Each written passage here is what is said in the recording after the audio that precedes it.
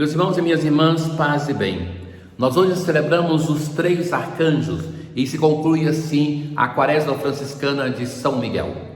Nós celebramos os 3 arcanjos que aparecem nas tradições religiosas do hebraísmo, do cristianismo, do islamismo e que, para a nossa tradição, que se representa na palavra de Deus, a fonte por excelência da revelação, nós temos esses 3 que são individuados na história da salvação, tendo uma missão específica.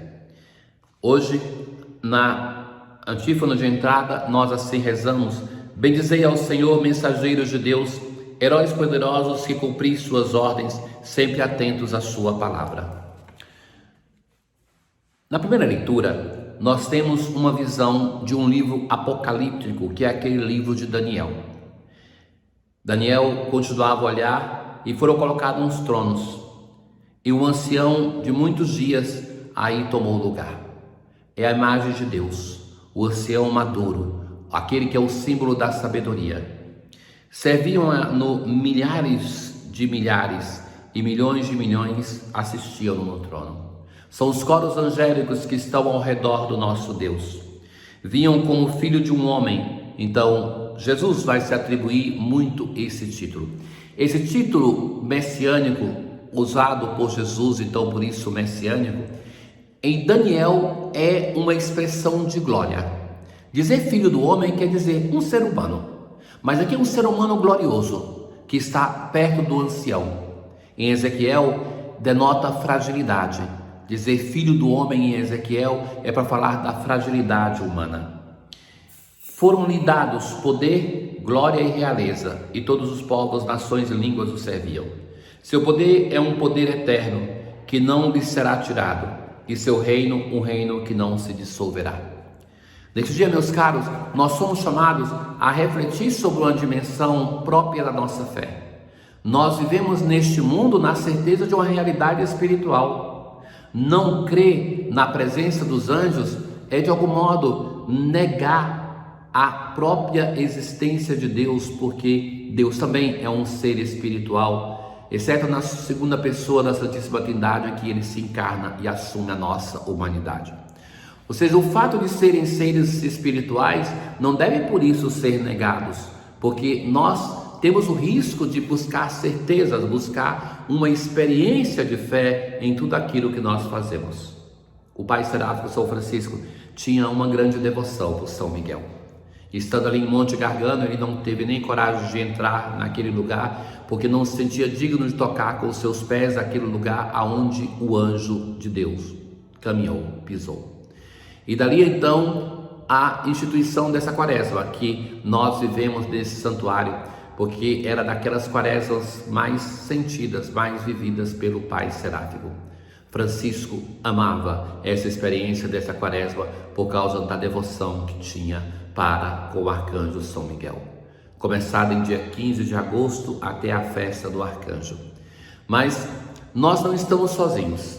Viver a nossa realidade de igreja, tribulando aqui neste vale de lágrimas com as nossas dificuldades, as nossas crises, as nossas dificuldades em viver a palavra de Deus, de fazer o bem que queremos. Então nós nos unimos sobretudo na Eucaristia, e muitas representações da Santa Missa evocavam essa ideia no passado, ao redor do altar, os santos e os anjos que estão ali conosco. Então a igreja tem 3 dimensões que não pode ser negada. Não somos só nós, a igreja militante, que caminhamos dessa terra, mas existe uma igreja que está à espera da salvação, que padece no purgatório, que espera a nossa ação e da igreja triunfante para chegar à salvação. E existe uma igreja que está no céu, a igreja triunfante, que essa é composta por anjos e por santos. Hoje na liturgia nós celebramos 3 deles, mas em breve também celebraremos o dia dos anjos da guarda, em memória do fato que cada um de nós tem o seu anjo protetor, e que alguns santos fizeram essa experiência mística de sentir tão forte essa presença do anjo da guarda que dialogavam com este anjo. No Salmo responsorial de hoje: ó Senhor, de coração eu vos dou graças, tanto temos para agradecer. São tantos mimos, tantos gestos de amor de Deus para conosco. A presença dos anjos é um desses gestos de afeto. Porque ouvistes as palavras de meus lábios, perante os vossos anjos vou cantar-vos, e ante o vosso templo vou prostrar-me. Vou cantar diante dos anjos, porque eles se cantam para Deus, e eles vão, como São Francisco fez com as criaturas, nos deixar também louvar, para que nós cheguemos até Deus com o nosso louvor. Eu agradeço o vosso amor, vossa verdade, porque fizestes muito mais que prometestes. Tantas vezes, se nós olharmos a nossa história, é assim. Deus nos faz a sua promessa, mas nos dá muito mais a cada dia. Deus permanece fiel na aliança, e quando nós falhamos, Ele nos premia com coisas ainda maiores. Os reis de toda a terra hão de louvar-vos, os poderosos dessa terra, que se iludem com o seu poder, eles hão de louvar-vos, hão de cantar vossos caminhos e dirão, como a glória do Senhor é grandiosa. Na aclamação ao Evangelho de hoje, bendizei ao Senhor Deus os seus poderes, seus ministros que fazeis sua vontade.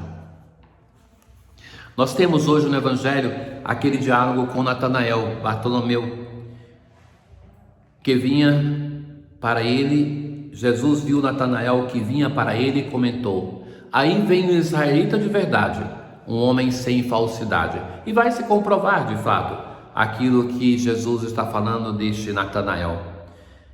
E Natanael, desconfiado, vai falar: de onde me conheces? Podia simplesmente agradecer ao elogio, né? Mas de onde me conheces?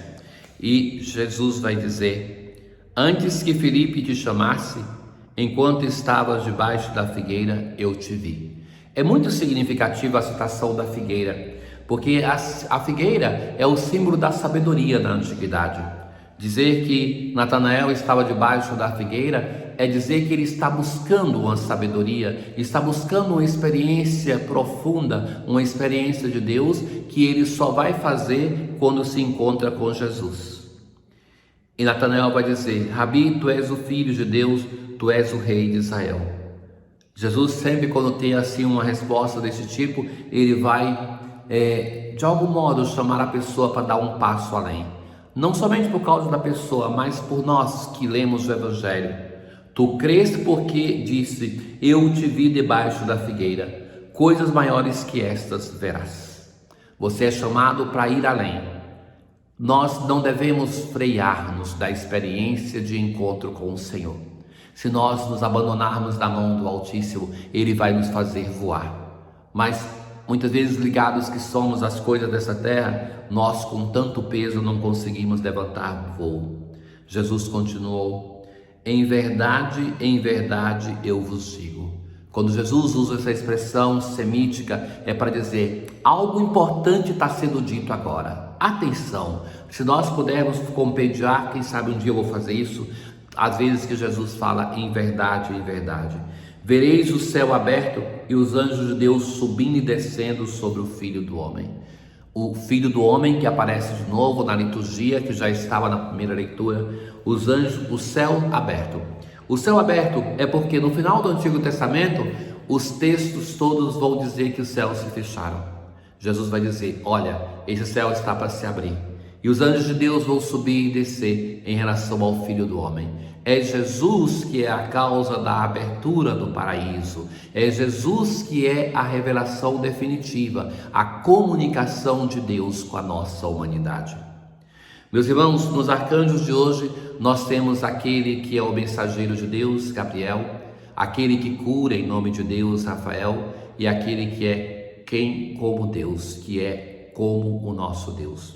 Nós somos chamados a confiarmos na ajuda desses seres espirituais na nossa vida, para que sejamos curados, para que escutemos a mensagem de Deus e nos aproximemos, porque nós somos feitos imagem e semelhança de Deus, para sermos a presença de Deus aqui no mundo, na igreja.